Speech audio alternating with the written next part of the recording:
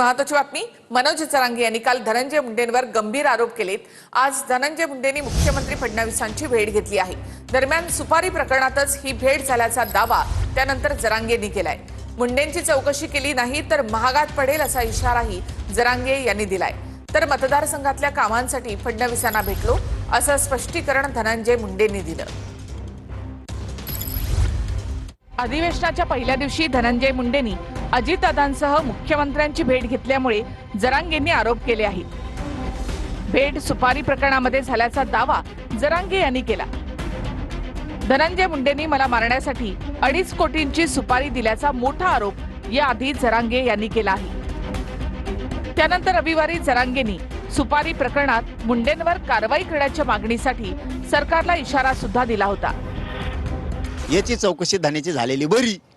मराठी जर विरोधात गेले तर 2029 हातातून जाऊ शकते। याच्या पापात अजितदादा, या धन्याच्या पापात अजितदादा आणि फडणवीस साहेब सहभागी झाल्यामुळं त्याच्यामुळे यांच्या पक्षाचे सत्तेचा बळी जाऊ शकतो। तो गेलाय धन्या मुख्यमंत्री देवेंद्र फडणवीस साहेबाकडे, अजितदादाकडे, आणि तिथं त्या शुक्लाताई पण आहेत। याचा अर्थ ह्यो विषय 100% घातपाताचा आहे। माझ्या मतदारसंघातली काम आहेत। माझ्या मतदारसंघातल्या मायबाप जनतेने मला 1,42,000 मतांनी निवडून दिले आणि मोठी काम आहेत। त्यामुळे माननीय मुख्यमंत्र्यांची भेट घेतली आणि त्यांच्याकडे पत्र दिली।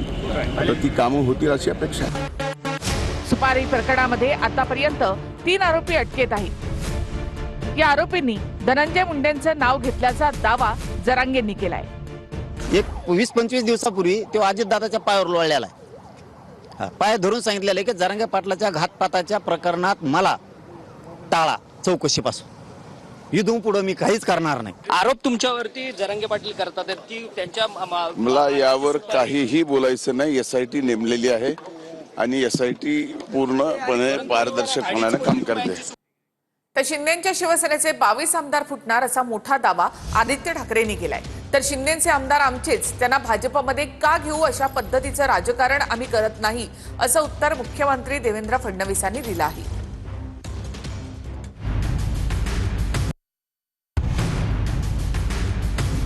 नागपुरात हिवाळी अधिवेशनाच्या पहिल्याच दिवशी शिंदेच्या 22 आमदारांबाबत आदित्य ठाकरे यांनी मोठा दावा केलाय। सत्तेत असणाऱ्या शिंदेच्या शिवसेनेतील 22 आमदार फुटतील असं आदित्य ठाकरेंनी म्हटलंय। यावर मुख्यमंत्री फडणवीसांनी मिश्किल उत्तर दिलंय। सत्ताधारी जे बाक आहेत, एक पक्ष 2 गट असे जे आहेत, त्याच्यातून एका गटामधून 22 आमदार मुख्यमंत्र्यांच्या हाती लागलेले आहेत आणि उठ सांगितलं तर उठ, बस सांगितलं तर बस, उडी मार सांगितलं तर उडी मार, असं ते आता मुख्यमंत्र्यांच्या इशाऱ्यावर नाचायला लागलेले आहेत। आम्हाला शिंदे सेनेचे आमदार आमच्याकडे घेऊन करायचं काय आहे? ते आमचेच आहेत। शिंदे सेना जी आहे ती आमचा मित्रपक्ष आहे, ती खरी शिवसेना आहे। त्यामुळे ते आमच्या मित्रपक्षाचे आमदार आम्हाला घेऊन आम्ही अशा प्रकारचं राजकारणही करत नाही। त्या 20 लोकांमधले 12-13 लोक माझ्या संपर्कात आहेत। मी त्यांची नावं सुद्धा सांगू शकतो, परंतु थोडा काळ वेळ येऊ द्या, तुम्हाला ही उभाटा सर्व खाली झालेली दिसेल। माझ्या रोज संपर्कात आहेत, रोज माझं बोलणं होतं। ज्या दिवशी शिंदे साहेब झेंडा दाखवतील तर सगळे आमच्या कळपात सामील होतील। ज्योतिष आहेत का? ते ज्योतिष आहेत, त्यांचे किती राहिले? त्यांचे 20च आहेत ना। नको त्या विषयांमध्ये जिथे आपली ताकद नाही तिथपर्यंत बोलू नये। त्यांच्या अंतर्गत विषयावर बोलणार नाही, पण शिवसेना ही एकच आहे आणि शिवसेना उद्धव बाळासाहेब ठाकरे पक्ष हा एकच आहे।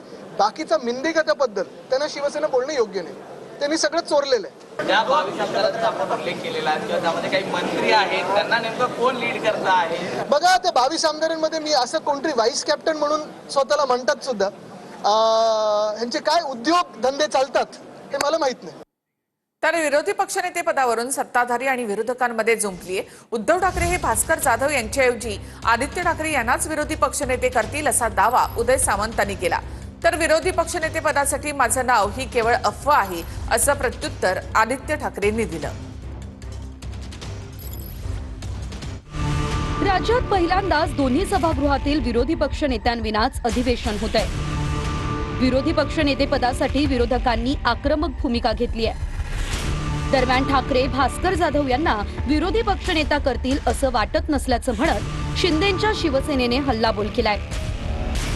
तर विरोधी पक्ष नेतेपदासाठी माझं नाव येणं ही पेरलेली बातमी असल्याचं म्हणत आदित्य ठाकरे यांनी नकार दिलाय।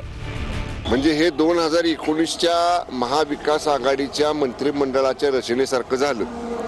त्यामुळं जर असं आदित्य ठाकरे साहेबांचं नाव विरोधी पक्ष नेतेपदाला पुढे येत असेल तर हा जो काय 2019ला सेना आमदारांना अनुभव आला तसाच अनुभव आता उबाटाच्या आमदारांना येईल. भास्कर जाधव साहेब हे एक आक्रमक नेते आहेत आणि अशा आक्रमक नेत्याला शांत करण्यासाठी युबीटीनं फक्त पत्र देऊन ठेवलंय की विरोधी पक्षनेता त्यांना करावं, पण ज्यावेळी खऱ्या अर्थानं करण्याची ज्यावेळी विरोधी पक्षनेता वेळ येईल त्यावेळी ते त्यांना करतील असं मला वाटत नाही. भास्करराव जाधव काही कोणत्या खुर्चीसाठी किंवा कोणत्या पदासाठी इकडं तिकडं जाणाऱ्या व्यक्तीपैकी नाही. ठाकरे किंवा आदित्य ठाकरे एक तरी ठाकरे त्या सभागृहात असेपर्यंत भास्करराव जाधव कधीच विरोधी पक्ष नेते बनू शकत नाही. बिलकुल नाही, कुठेही दुमत नाहीये. आम्ही जे नाव पहिलं सुचवलेलं आहे तेच आहे की अफवा जसं मी सांगितलं एका गटातल्या 2 लोकांनी पेरलेली आहे सकाळी. फोनवर विश्वास ठेवू नका, हा सोर्स चुकीचा आहे.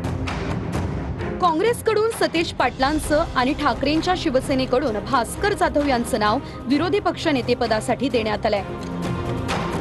महाविकास आघाडीचं शिष्टमंडळ विरोधी पक्षनेतेपदासाठी उद्या विधानसभा अध्यक्ष आणि सभापतींची भेट घेणार आहे. विरोधी पक्षनेतेपद अद्यापही न दिल्यानं सत्ताधारी आणि विरोधकांमध्ये वार पलटवार सुरू झाल्यात. 85 मध्ये 16 आमदार असताना विरोधी पक्षनेता झालाय. हे काय बनवायचं आहे? अगर नियती ठीक नाही तो उसमें त्याला काही आपण बोलू शकत नाही. पण असं कसं होईल? एकदा आपलं संविधानिक पद आहे ते रिक्त ठेवून तुम्ही काम कारभार करताय, हा मनमानी कारभार आहे. विरोधी पक्ष नेता नाहीये तर कमीत कमी माझ्या माहितीप्रमाणे 29 सीट निवडून आल्या पाहिजे होत्या ना, तर अपोजिशन लीडर मिळतोय 10% हिशोबाने. कायद्यामध्ये घटनेमध्ये अशी कुठे तरतूद आहे की 10% सदस्य संख्या असली पाहिजे हे त्यांनी दाखवलं पाहिजे. स्वर्गीय यशवंतराव चव्हाण साहेबांना अभिप्रेत असणारा महाराष्ट्र जर महाराष्ट्रामध्ये दिसायचा असेल तर हा निर्णय घेणं अभिप्रेत आहे. किमान अजितदादांनी तरी मुख्यमंत्र्यांना समजावून सांगा. सरकारला विरोधी पक्ष नेता नेमायचा नाही असं साधारण विधानसभा अध्यक्ष आणि विधान परिषद अध्यक्ष यांनाच नेमायचा नाही असं त्याचा अर्थ होतो. जर त्यांची संख्याबळ कमी असेल म्हणून ते बोललेत ना. सरकार घाबरत आहे म्हणून विरोधी पक्ष नेमत नाही असं काय नाही. ते काय एवढं होऊन करणार आहे? आमची एवढी संख्या आहे ते तुम्हाला कल्पना आहे किती संख्या आहे ती. विजय वडेट्टीवार आणि नाना पटोलेंनी बॅलेट पेपरवर निवडणुका घेऊन दाखवा असं चॅलेंज सरकारला दिलं. बॅलेट पेपरच्या निवडणुकीमध्ये जास्त मतांनी निवडून न आल्यास राजकारण सोडेल असं नाना पटोले म्हणाले. तर बॅलेटवर निवडणुका घ्या, तुम्हाला विरोधात बसावं लागेल असा दावा वडेट्टीवारांनी केलाय. मला म्हणतात 200 मतांनी निवडून आला. मी त्यांना चॅलेंज करतो, तुम्ही महाराष्ट्रात बॅलेटने निवडणुका घेऊन दाखवा आणि मी महाराष्ट्रात सगळ्यात हायेस्ट मतांनी निवडून येण्याची मी जबाबदारी माझी घेतो. आणि नाही आलो समजा सगळ्यात हायेस्ट मत तर राजकारण संन्यास घेईल. फक्त बॅलेटवर निवडणुका घेऊन दाखवा. बेईमानी नाही निवडून आलेले आम्हाला संख्याबळ सांगतात. आम्हाला म्हणतात ना संख्याबळ मिळवा. कशाला तिजोरी लुटून तुम्ही पैसे दिलेत लाडक्या बहिणीला? घ्या ना बॅलेटवर निवडणुका, मग दाखवतो ना कोणाची किती संख्याबळ आहे ते. आहे का चॅलेंज स्वीकारायचं तर स्वीकारा म्हणा. आम्ही बॅलेट पेपरवर निवडणुका घेण्याची मागणी करतो, तुम्ही ते स्वीकारा. मग कोणाचे किती येतात आणि मग करा. तुम्हाला नाही विरोधी पक्षात बसावं लागलं तर आम्ही पण आपलं नाव बदलून देऊ. स्थानिक निवडणुकांचं मतदान संपताच निलेश राणे आणि रवींद्र चव्हाण यांच्यामध्ये दिलजमाई झाल्याचं दिसतं. विधान भवन परिसरात निलेश राणे आणि चव्हाणांची भेट झाली असून दोघांनीही हस्तांदोलन केलं. माझा लढा व्यक्तिविरोधात नव्हता तर व्यवस्थेच्या विरोधात होता असं निलेश राणे म्हणाले.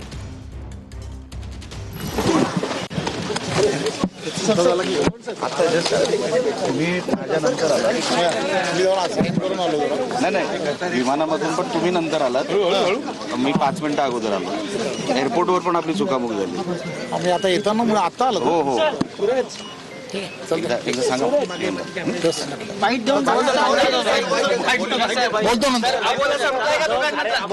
सविस्तर त्यांची चव्हाण साहेबांची मी भेट घेणार आहे, त्यांची वेळ घेणार आहे आणि त्यानंतर असं काय माझं आणि त्यांचं, मी नेहमी माझ्या स्टेटमेंटमध्ये मी म्हटलेलं आहे माझं आणि त्यांचं अतिशय चांगले, माझ्या जिंकण्यामध्ये त्यांचा सिंहाचा वाटा आहे आणि माझ्या मोठ्या बंधूप्रमाणे ते आहेत.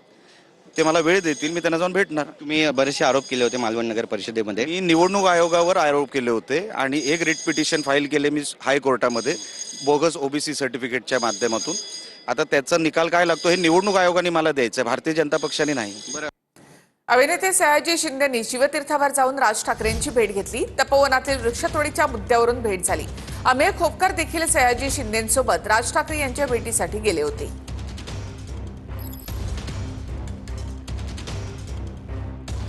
तपोवनातले ज्याने ज्यांनी सपोर्ट केला त्या सगळ्यांचं मग खूप आनंद आणि अभिनंदन आणि शुभेच्छा द्याव्याशा वाटतात. तर राजसाहेबांनी याला सपोर्ट केला त्याचा खूप आनंद झाला. म्हणजे त्यांच्याबरोबर गप्पा चर्चा केली जर आणि हे कसं वाचलं पाहिजे आणि एकंदरीत झाड हा विषय कसा चांगला झाला पाहिजे आणि वाचली पाहिजे त्याच्याबद्दल चर्चा केली. बाकी गिरीश महाजन राज ठाकरे आणि उद्धव ठाकरेंची भेट घेणार आहेत. तपोवनातील वृक्षतोडी संदर्भात गरज भासल्यास भेट घेणार असं महाजन म्हणाले. याबाबत प्रश्न उपस्थित झाल्यास सभागृहामध्ये निवेदन सुद्धा देणार असं महाजनांनी म्हटलं आहे. निश्चित मला काही हरकत नाही. ज्यांचं एक ऑब्जेक्शन मी सगळ्यांना जाऊन भेटेल, उद्धवजींनाही भेटेल, राज ठाकरेंनाही भेटेल. ज्यांच्या काही अडचणी आहेत, तक्रारी आहेत त्या सगळ्यांना जाऊन भेटेल. त्यांचं पूर्ण शंकेचं निरासन झाल्याशिवाय आणि 15,000 झाडं आम्ही नाशिकमध्ये लावल्याशिवाय, लोकांनी ते बघितल्याशिवाय आम्ही या झाडांना हात सुद्धा लावणार नाही. तसं तुम्ही सभागृहात निवेदन करणार आहात का? निश्चित प्रश्न आला, विषय आला तर आम्ही त्या ठिकाणी निवेदन करू आणि आमची भूमिका अतिशय स्पष्ट आहे. कुठेही झाडतोड व्हावी, निसर्गाचा काहीतरी ऱ्हास व्हावा पर्यावरणाचा, अशी आमची अजिबात भूमिका नाही. मुख्यमंत्री महोदयांची अजिबात नाही. भाजप नेते आमदार कृष्णा खोपडे यांना धमकी देण्यात आली आहे. तुकाराम मुंढेंच्या समर्थकांनी धमकी दिल्याचा आरोप खोपडेंनी केलाय. मराठवाड्यामधून तुकाराम मुंढे समर्थकांनी धमकीचा फोन केल्याचा आरोप त्यांनी केला आहे. कृष्णा खोपडे धमकी देणाऱ्यांच्या विरोधात पोलिसात तक्रार करणार आहेत. त्यांच्या समर्थकाला का चिंता वाटून राहिली हे मला कळत नाही. ते का घाबरत आहे मला हे कळत नाही. परंतु आज मला 2 असे फोन आले तिकडून मराठवाडा इकडून इकडल्या भागातून का तुम्ही का त्याच्या विरुद्ध बोलता, का तुम्ही त्याला हे करता. मी मला तुम्ही का मला धमकी देऊन राहिले का? जे सत्य आहे ते जनतेच्या समोर येईल. आणि म्हणून ते का घाबरत आहे याचा मतलबच असा आहे का तुकाराम मुंढे कुठंतरी अडचणीमध्ये येणार आहे, कुठंतरी तो फसणार आहे आणि म्हणून त्यांचे समर्थक धमकी देण्याचे काम करत आहे. मी या संदर्भात पोलिसात तक्रार दाखल करणार आहे. तर पुण्यातील नवले पुलावर पुन्हा एकदा अपघात झालाय. शाळेच्या बसने कारला धडक दिल्याची माहिती आहे. नवले पुलावरील ब्लॅक स्पॉटवर अपघात झाला आहे. अपघात किरकोळ आहे. 2 जण यामध्ये जखमी झाल्याची माहिती पोलिसांनी दिली आहे.